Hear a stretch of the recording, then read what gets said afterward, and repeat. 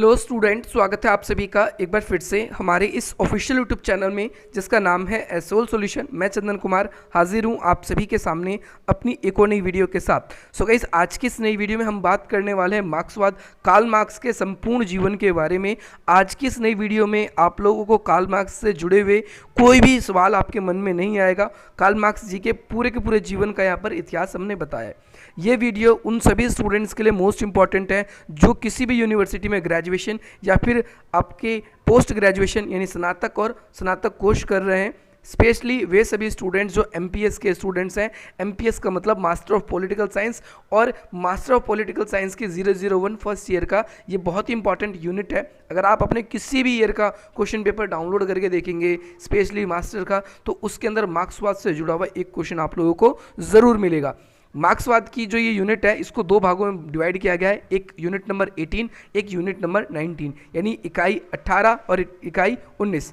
इकाई 18 में जो मार्क्सवादी परंपरागत मार्क्सवादी सिद्धांत है वो इसके अंदर वर्णन किया गया है मार्क्सवाद नंबर 1 पे यहाँ पर, और मार्क्सवाद सेकंड है जो कि 19 यूनिट है, उसके अंदर पोस्ट मार्क्सवाद यानी जो परंपरागत मार्क्सवाद की विचारधारा में थोड़ा संशोधन करते हैं। इसमें हमने लुकास, ग्रामसी और साथ ही साथ हमने फ्रैंकफर्ट स्कूल, इन तीनों के बारे में डीप से पढ़ लिया है। आज की इस नई वीडियो में हम यही बात करेंगे कार्ल मार्क्स के जीवन के बारे में। तो गाइस, अगर आप लोगों ने अब तक अपने क्वेश्चन पेपर्स को डाउनलोड करके नहीं देखा है तो आप किसी भी ईयर का क्वेश्चन पेपर डाउनलोड करके देखिए, आपको मार्क्स से जुड़ा हुआ एक क्वेश्चन आपके एग्जाम में ज़रूर देखने को मिलेगा। चलिए गाइस, ज़्यादा देर न करते हुए आज की अपनी इस वीडियो को हम स्टार्ट करते हैं। यहाँ पर इकाई की रूपरेखा है कि हम धीरे धीरे इस यूनिट में क्या क्या पढ़ेंगे। जैसे हम पहले कार्ल मार्क्स जी के बारे में पढ़ेंगे, फिर वैसे आज की इस वीडियो में हम कार्ल मार्क्स के जीवन परिचय के बारे में ही बात करेंगे, लेकिन इस यूनिट में हमें क्या क्या पढ़ना है। कार्ल मार्क्स के अलगाववाद का सिद्धांत, ऐतिहासिक भौतिकवाद का सिद्धांत, वर्ग युद्ध, अतिरिक्त मूल्य का सिद्धांत, जो कि बहुत इंपॉर्टेंट है और बार बार ही पूछा जाता है। इसके साथ साथ लेनिन के विचारों को भी हम पढ़ेंगे और नीचे आप देखेंगे माओ के विचार भी हम पढ़ेंगे। हम आगे बढ़ते रहेंगे, पहले एक एक करके हम संपूर्ण जीवन के बारे में, कार्ल मार्क्स के जीवन के बारे में बात कर लेते हैं। सबसे पहले यहाँ पर कुछ इंपॉर्टेंट लाइंस हैं, मैंने आपके लिए अंडरलाइन करवा रखी है। इसके बारे में इस वीडियो में हम बात नहीं करने वाले। क्यों नहीं करने वाले? क्योंकि यहाँ पर हम कार्ल मार्क्स के सिर्फ और सिर्फ जीवन के बारे में बात करेंगे। तो यहाँ पर कार्ल मार्क्स का जीवन स्टार्ट होता है, आप सभी को बहुत ही आसानी से याद हो जाएगा। कार्ल मार्क्स का जो जीवन है 1818 में उनका जन्म हुआ। कब? 5 मई के दिन कार्ल मार्क्स जी का जन्म हुआ। और कहाँ पर हुआ था? ट्रायर एक जर्मनी का एक प्रांत है, एक जगह है जर्मनी में, वहाँ पर कार्ल मार्क्स जी का जन्म हुआ और उन्होंने वहीं पर ही अपनी शिक्षा ग्रहण करी। पहले वो बॉन विश्वविद्यालय में पढ़े और इसके बाद में जो जर्मनी की राजधानी है बर्लिन, वहाँ की विश्वविद्यालय में उन्होंने अपना आगे का अध्यापन, पढ़ने का कार्य जो है वो पूरा किया।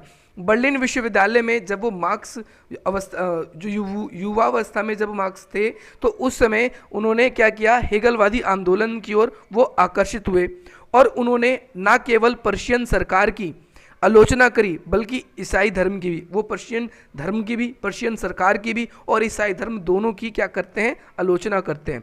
क्योंकि मार्क्स जो थे सरकार विरोधी आंदोलन के निकट रहते थे, इसीलिए सरकार तथा विश्वविद्यालय द्वारा क्या हुआ, उनके लिए अगर हम देखेंगे विश्वविद्यालय में जो कार्य था, जो पढ़ने का काम करते थे, वो धीरे धीरे उनका बंद हो गया क्योंकि वो सरकार विरोधी काम करते थे। इसीलिए विश्वविद्यालय के जो उनके द्वार उनके लिए धीरे धीरे बंद हो गए क्योंकि सरकार विरोधी ये कार्य करते थे। अतः उन्होंने अपना एक व्यवसाय शुरू किया जिसका नाम था, एक पत्रकारिता है, आपको ध्यान रखना है। पत्रकारिता का मैं नाम भी बता देता हूँ, कब शुरू किया उन्होंने अपना एक एज अ प्रोफेशन। 1842 में रेहिंस जितुंग पत्र के संपादक बने। आपको ये नाम याद रखना है, ये आप लोगों के लिए बोल्ड किया गया है। और रिहुंश जो ये पत्रकारिता है इसके संपादक। सो गाइस, आगे चल के आप ये देखेंगे कि भाई मार्क्स ने आगे चल के क्या किया कि भाई पत्रकारिता को अपना व्यवसाय बनाया, और आगे चल के पत्रकारिता को जब इन्होंने अपना व्यवसाय बनाया तो आपको ये नाम जरूर याद रखना है, बोल्ड होकर आया है, रिहिंश जितुंग नामक पत्र है, इस पे संपादक का कार्य किया। संपादक का कार्य कैसे होता है मैं आपको बता दूं। एक न्यूज़पेपर जो होता है उसके अंदर क्या क्या चीज़ें छपेंगी, किस हिसाब से छपेंगी, किसको कहाँ छापा जाएगा, ये संपादक का कार्य होता है। और भाई इस संपादक के कार्य में भी इन्होंने अपने सरकार की, जो पर्शियन सरकार थी, उनके खिलाफ कटु आलोचनीय लेख लिखे और इसी वजह से जो पर्शियन सरकार है वो उनसे नाखुश थी, उनके जो इस पत्र से इससे नाखुश थी और आगे चल के उन्होंने इस पत्र को बंद करवाने के आदेश भी दे दिए। जर्मनी में अपने आप को घुटन की स्थिति उनको महसूस होने लगी, क्योंकि सरकार के खिलाफ बोलते थे या कुछ कार्य करते थे तो इनके खिलाफ कार्रवाई हो जाती थी, और इस वजह से ये आगे चल के जर्मनी को छोड़कर 1843 में फ्रांस आ जाते हैं। फ्रांस की राजधानी जो पेरिस है वहाँ पर ये रुके और वहाँ पर बहुत सारे फ्रांस के जो समाजवादी नेता थे उनके संपर्क में आ गए, और पेरिस के अंदर ही वहाँ पर उन्होंने सबसे अपनी इंपॉर्टेंट रचना करी है। नाम आपके शॉर्ट में ये याद रखना है, नाम बार बार आएगा, ईपीएम। ईपीएम का मतलब क्या है? इकोनॉमी एंड फिलोसफिक मैन्यूस्क्रिप्ट्स, ये आपको याद रखना है। 1844 में इन्होंने ये बुक लिखी थी, और ये पहली बार कब प्रकाशित हुई, यानी पहली बार कब छपी, तो 1932 में ये प्रकाशित हुई, जब इनकी मृत्यु हो चुकी थी। इस रचना के अंदर इन्होंने अलगाववाद के बारे में बताया है। अलगाववाद के विचार जैसा कि हमें पढ़ना भी है, हमने वीडियो के स्टार्टिंग में ही आपको बता दिया।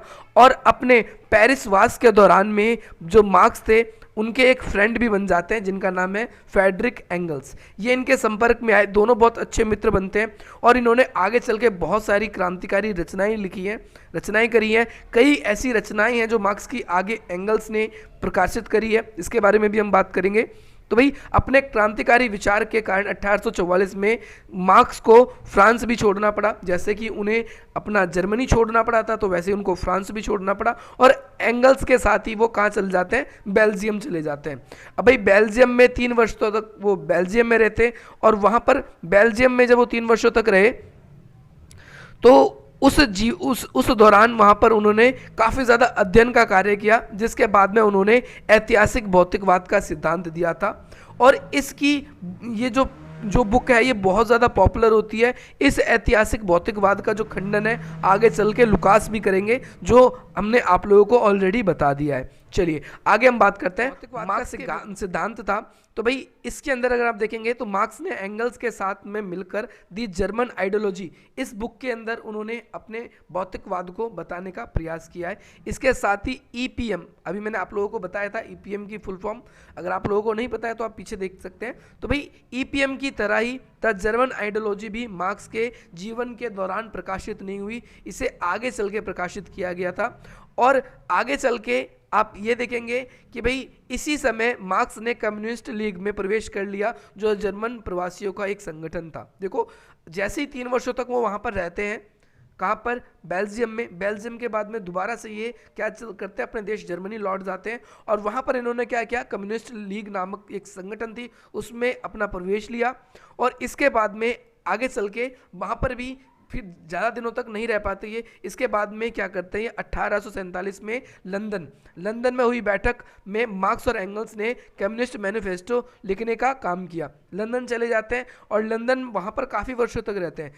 1848 में कम्युनिस्ट मैनिफेस्टो की रचना यूरोप के मजदूरों को क्रांति के लिए एकत्रित करने के लिए बनाया गया था। यानी इस ऐसा विचार था मार्क्स का कि एक ऐसा समय आएगा जब पूंजीवादी अपने उच्चतम शिखर पे होगा, तो सारे संसार के मजदूर जो हैं वो इकट्ठे हो जाएंगे और फिर एक ऐसी क्रांति करेंगे जिसके बाद में पूरी पूंजीवादी व्यवस्था वो पानी पानी हो जाएगी या खत्म हो जाएगी। पहले की तरह मार्क्स ने पर्शियन सरकार के खिलाफ अपने लेख लिखने शुरू कर दिए, और इस वजह से फिर उन्हें जर्मनी छोड़कर फिर इंग्लैंड आ गए। देखो जैसे मैंने बताया इंग्लैंड में थे वो, और अपनी मृत्यु तक वो क्या है? लंदन में ही रहे। इस 34 वर्ष तक रहे थे लंदन में। कब तक रहे थे? इंग्लैंड में 34 वर्ष तक रहे। और उनके अंदर 2 प्रकार के परिवर्तन हमें देखने को मिलते हैं इस दौरान में। कितने प्रकार के परिवर्तन देखने को मिलते हैं? तो याद रखना है कि भाई 34 वर्षों तक जब इंग्लैंड में वो रहे तो 2 प्रकार के परिवर्तन मिले। पहला यहाँ है, दूसरा यहाँ है। दोनों के परिवर्तन जो था, पहला परिवर्तन ये था, पहले आप ये देखेंगे कि जो कार्ल मार्क्स हैं वो राजनीति की तरफ अपनी जो रुचि थी उनकी बहुत ज़्यादा थी, परंतु उन्होंने धीरे धीरे क्या किया? पहला परिवर्तन इंग्लैंड में ये देखा गया, उन्होंने अपने आप को राजनीति से हल्का सा पीछे मूव करके उन्होंने क्या? अर्थशास्त्र की ओर उनके विचार बढ़ते चले गए। अलगाववाद का जो हमने सिद्धांत देखा उनका ईपीएम, वो उसका केंद्रीय विषय था मार्क्सवाद का, कि भाई उसके अंदर बताया था इन्होंने कि भाई शोषण किस तरीके से होता है, कैसे एक वर्ग दूसरे वर्ग का शोषण करता है, और इसके लिए उन्होंने इस आर्थिक व्यवस्था को ही सबसे ज़्यादा मजबूत माना है कि भाई इस आर्थिक व्यवस्था के कारण ही लोगों का क्या होता है? शोषण होता है। इसमें इन्होंने मजदूरी श्रम पूंजीवाद और अतिरिक्त मूल्य, इन सब चीज़ों के बारे में बताया। दूसरी बात करें तो भाई लंदन वास के दौरान उन्होंने क्या किए, मजदूरों के आंदोलन के नेतृत्व भी किए। मजदूरों के आंदोलनों में वो जाने लगे थे। वह मात्र पूंजीवाद या शोषण के आलोचक ही नहीं थे, बल्कि वो एक ऐसे क्रांतिकारी बने जो कि समाजवाद का भी प्रचार करना चाहते थे। यानी वो एक ऐसी व्यवस्था लाना चाहते थे जिसमें मजदूरों का या समाज में सर्वहारा वर्ग के हाथ में शासन का हो। ऐसे ही इनके विचारों से प्रेरित होकर मैं आप लोगों को बताऊंगा आगे कि कुछ दिनों के लिए कुछ जगह फ्रांस के पेरिस नगर पे 1 महीने तक लगभग मजदूरों का शासन भी रहा था। देखिए आगे 1857 में उन्होंने एक बुक लिखी थी जिसका क्या नाम था, जिसका नाम था ग्रुंडिस मतलब रूपरेखा। इन्होंने एक बुक भी लिखी, परंतु ये कब प्रकाशित हुई, इनकी मृत्यु के बाद में। और भी इसकी कई सारी क्या है बुक्स है इनकी, पर यहाँ पर हम बात करेंगे इनके मुख्य विषय जो है इसमें एक तो मूल्य श्रम का सिद्धांत, अतिरिक्त मूल्य का सिद्धांत और केंद्रीय कानून, ये 3 है। ठीक है, इन्होंने दास कैपिटल भी लिखा है, तो ध्यान रखना है आप लोगों को इस चीज़ का, ये बहुत ज़्यादा इंपॉर्टेंट है। चलिए नीचे बात करते हैं।